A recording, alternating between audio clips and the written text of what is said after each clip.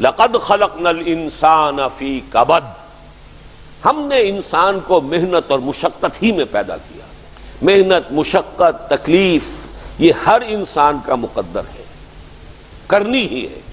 فرق صرف یہ ہوتا ہے کہ کسی کی مشقت اور محنت جسمانی زیادہ ہے، اینٹیں ڈھو رہا ہے غریب، کسی چلا رہا ہے۔ کسی کی محنت مشقت ذہنی زیادہ ہوتی ہے، بیٹھا ہوا تو ہے آرام کرسی پر، ریوالونگ چیئر ہے بڑی آرام دہ، لیکن اس کی جو ذہنی مشقت جو وہ کر رہا ہے۔ جو جسمانی مشقت کرتا ہے وہ رات کو پاؤں پھیلا کر سوتا ہے، چاہے روٹی بھی پوری نہ ملی ہو، لیکن اسے پتہ نہیں ہوتا رات کب گزر گئی۔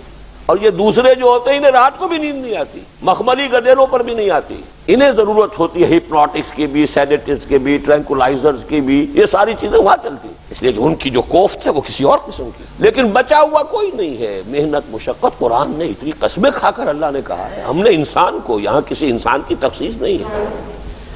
محنت، مشقت، اور اس محنت مشقت کے ساتھ اس میں غالب نے ایک اور رنگ داخل کیا ہے، اس کے ساتھ غم بھی ہے۔ مثلا حیوان اور انسان میں کیا فرق ہے؟ بیل ہے، کولو چلا رہا ہے، مشقت تو وہ بھی کر رہا ہے۔ بار برداری کا اونٹ ہے، بوجھ ڈھو رہا ہے ادھر سے ادھر تک، محنت تو وہ بھی کر رہا ہے۔ انسان محنت بھی کرتا ہے، مزید اس کو رنج اور غم جو سابقہ اس کو پیش آتا ہے۔ بیل کو پتہ بھی نہیں ہوگا میری کو اولاد بھی ہے، نسل بھی ہے، وہ کوئی بیمار ہے، کس حال میں ہے۔ گائے کو بھی اپنے بچے کی خبر ہوگی، وہ چھوٹا سا جب ہے دودھ پیتا ہے، اس کے بعد اسے کیا پتا وہ کہاں گیا کہاں نہیں ہے۔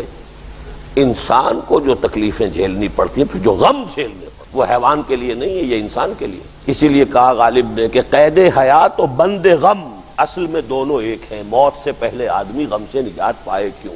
تو یہ مشقت اور غم دونوں کو شامل کر لیجئے۔ انسان کا معاملہ حیوان سے بدتر ہے اس پہلو سے۔ کبھی کسی بیل کو، اونٹ کو وہ صدمہ نہیں ہوا ہوگا کہ بیٹا نے سینے تان کر کہا ابا جان آپ چھوڑیے، آپ کیا باتیں کرتے ہیں، آپ دقیانوسی باتیں کرتے ہیں، اب زمانے کا رنگ بدل گیا۔ وہ جو بوڑھے باپ کو جو اس وقت صدمہ پہنچتا ہے، یہی ہے وہ جس پر میں نے اپنی جوانی کھپائی ہے، جس میں میں نے اپنے آپ کو انویسٹ کیا ہے۔ آج یہ میرے سامنے کھڑا ہو کر کیا کہہ رہا ہے؟ اور یہ تو میں نے بڑی ہلکی مثال دی ہے، گالیاں دینے والے بھی ہیں، ماں باپ کو قتل کرنے والے بھی ہیں۔ مرتا نہیں ہے بڈھا کہ یہ مرے تو مجھے یہ ساری جائیداد ملے اور مجھے آزادی حاصل ہو۔